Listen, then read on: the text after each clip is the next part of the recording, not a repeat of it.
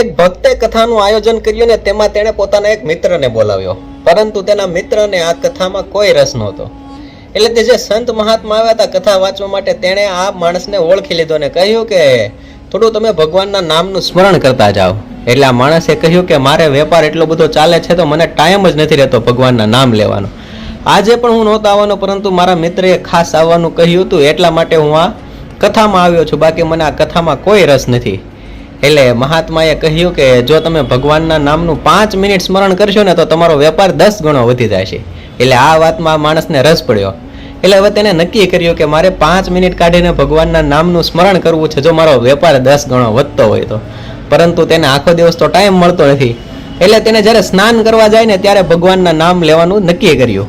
એટલે હવે જ્યારે પણ તે સ્નાન કરવા માટે જતો ને ત્યારે તે એક સરસ મજાનું ભજન ગાતો, અને તેનો અવાજ એટલો બધો સારો હતો ને તો તેનો અવાજ હનુમાનજી પાસે પહોંચી ગયો, અને હનુમાનજીને આ અવાજ ગમ્યો.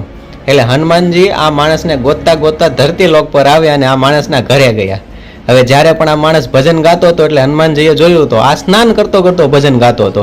એટલે હવે હનુમાનજીને ગુસ્સો આવી ગયો, અને હનુમાનજીને ગુસ્સો આવ્યો એટલે તેણે આ માણસને સહેજ હાથ અડાડ્યો, પરંતુ આ માણસને કાંઈ થયું નહીં. એટલે હનુમાનજી પણ વિચારમાં પડી ગયા કે મારો આ સહેજ પણ સ્પર્શ જો હું ગમે તેને કરું તો માણસ હલબલી જાય, પરંતુ આને તો કાંઈ થયું નહીં. એટલે આનું રહસ્ય જાણવા માટે હનુમાનજી પ્રભુ શ્રી રામ પાસે ગયા, પરંતુ પ્રભુ શ્રી રામ કોઈ પીડામાં હતા, દુઃખમાં હતા. એટલે હનુમાનજીએ કહ્યું કે શું થયું પ્રભુ, કેમ તમે દુઃખી છો? એટલે પ્રભુ શ્રી રામે કહ્યું કે આજે સવારથી મારે કમરમાં દર્દ થાય છે, પીડા થાય છે. એટલે હનુમાનજીએ જોયું તો કોઈ વાનરના પંજાનું નિશાન હતું તેમાં.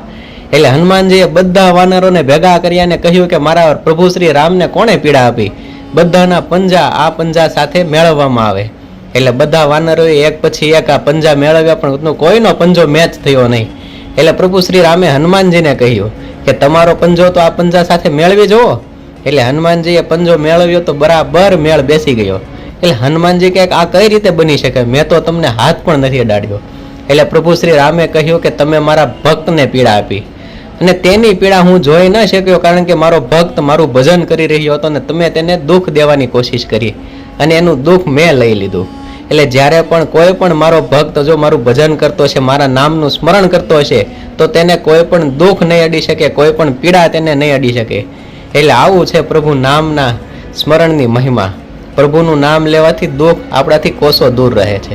તો દોસ્તો, શું કહેવું છે તમારી આ કહાની વિશે કમેન્ટમાં જણાવજો, અને વિડીયો ગમ્યો હોય તો લાઈક કરો, શેર